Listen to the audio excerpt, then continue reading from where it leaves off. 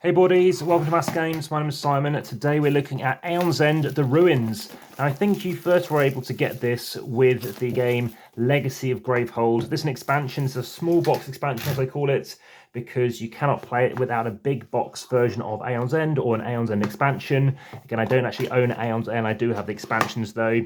And let's see, no, it does not come with a little sleeve tray like the other expansion I've shown you.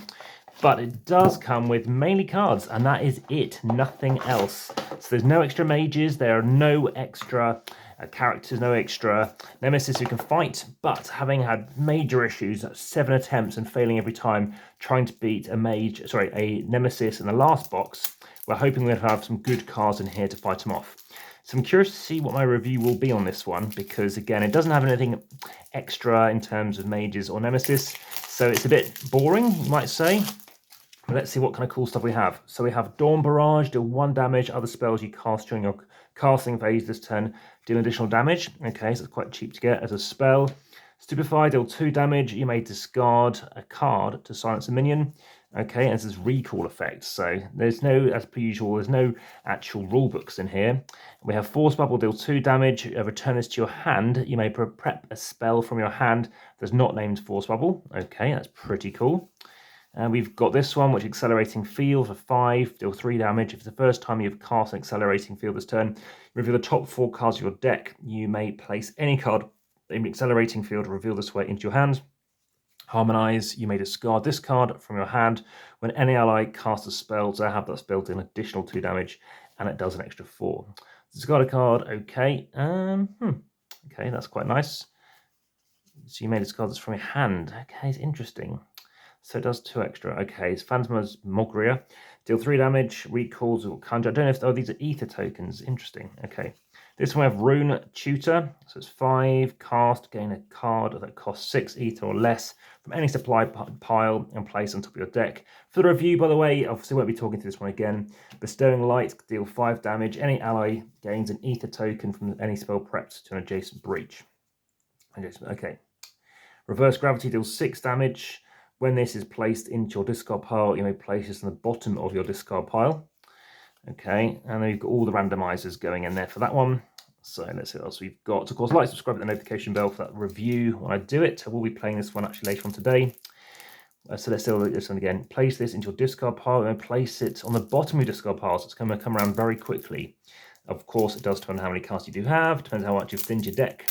See how effective that's going to be. We've also got some more in here. So we've got some gems. Witch Glass, gain 1 ether. Any ally gains an ether token. You may discard this during ally's main phase. If you do that, player may conjure. So I'm not sure what that is. What else do we have here? Shimmer Bead, cool names. Gain 2. Recall if you have activated your ability this turn, gain a life. Okay. And we've got over here Allaying Shell. Gain 2 ether, silence a minion. And we've got the... hard to pronounce these ones, isn't it? Pulsarium Globe, gain 3. Discard a card in hand if you do. Any player gains an ether token. Nice. So that's going to be quite cool. Over here, Rainbow Fluorite, gain 3 ether or gain 2 charges. Pretty cool, but strong and powerful and expensive. Ether Widget. Any ally may prep a spell in hand open to one of the opened or closed breaches. Okay. All right, that's not too bad. You may discard this during ally. Oh, that's pretty nice. Let's try that one out for 2. You may discard any ally's main phase. If you do, the ally may cast one of their prep spells. Cool. What else we have here? We have Vim Infuser, gain 1 charge. If you have 2 life or less, repeat that effect. Okay, that's not bad. That could be good if you've got a character who can heal up. And we've got, that's 3, Contingency Hit. Any ally draws 2 cards and discards 1 card. Or focus any player's breach. If you have 2 life or less, do both. Very much about low life, this one. Okay, and again, you need to know when you think that's going to be useful.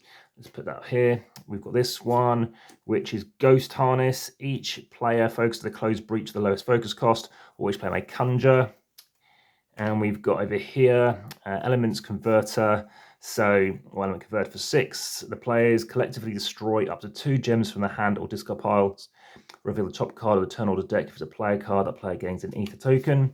And lastly, we've got Magnify. So when prepped, an additional spell that costs 2 ether or less may be prepped to this breach, deal 1 damage. Not too impressed with that one, but it's only costing you 2 for Magnify.